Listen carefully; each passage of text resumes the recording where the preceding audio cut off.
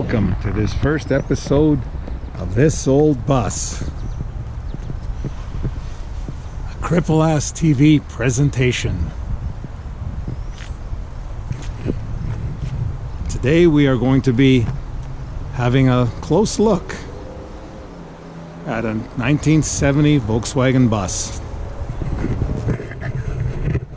I am your presenter, Andrew Keysweater, and welcome to my old bus.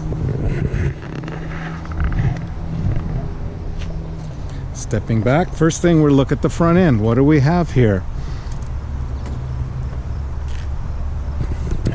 It's a front end that many of us are very familiar with.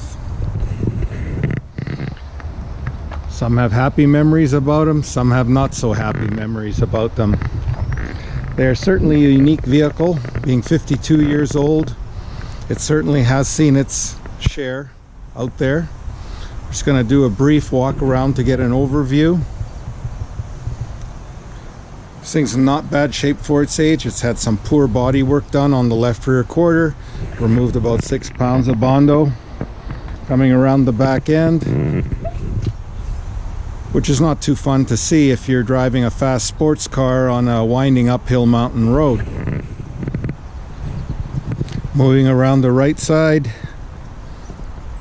you see that enormous sliding door and basically all the fitments that you would expect. Now you would ask, why would you want a vehicle like this? Well, there's a certain cool factor about it. The imitators of this vehicle, and precisely you could say the North American manufacturers who tried to imitate it the most, made their examples just a little bit crude. These vehicles tended to follow German tradition of making things rather precisely and of decent quality, even though they were comparatively inexpensive for the time.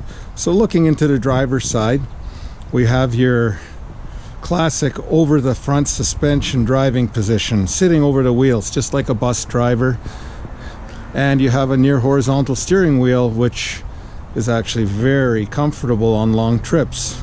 The position of your legs is really good because your feet are flat on the floor and you're not getting pinched in the thighs by the seats.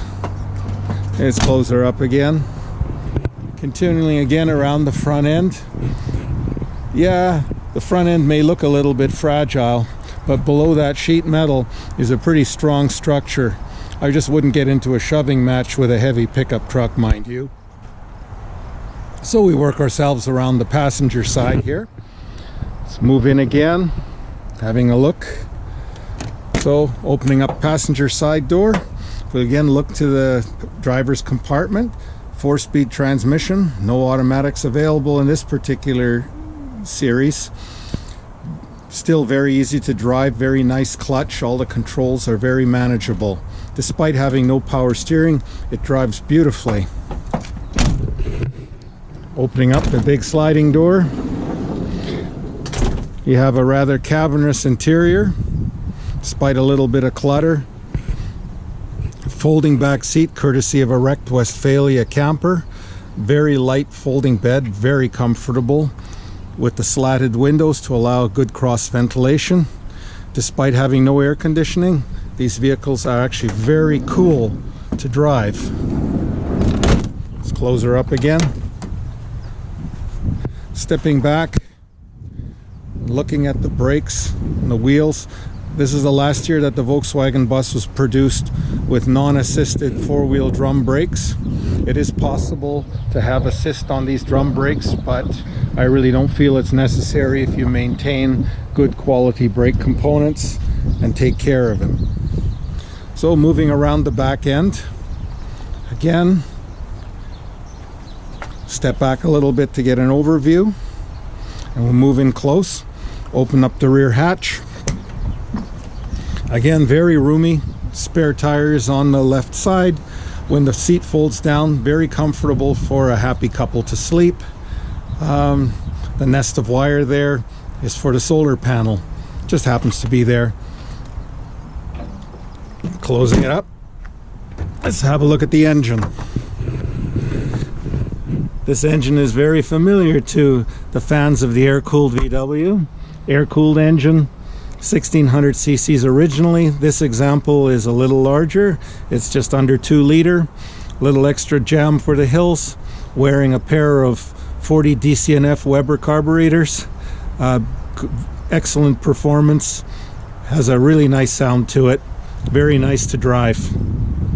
Let's close her up.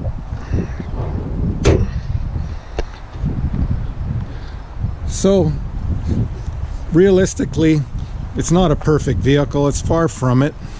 It happens to be a very well-built vehicle for what it's designed for. It's comfortable. Examples are getting rather ridiculously expensive, which is fine if you're trying to sell one, but if you're trying to buy one, it's getting a little silly. Its predecessors, which were built up to 1967 with the split windows, are now almost stratospheric in price. These ones are starting to gain value rather rapidly. This particular series was built between 1968 through 1970, so essentially 3 years of production. So it's a bit of an unusual model. After 1971, they altered the brakes and the engine quite dramatically, and some subtle body changes. So one could say it was a bit of a standalone vehicle. After 1972, or you could say late 71 for the 72 model year to 1979, this particular overall design changed quite dramatically. They used a much larger engine combination, all the way up to a factory 2 liter, and some other running gear changes.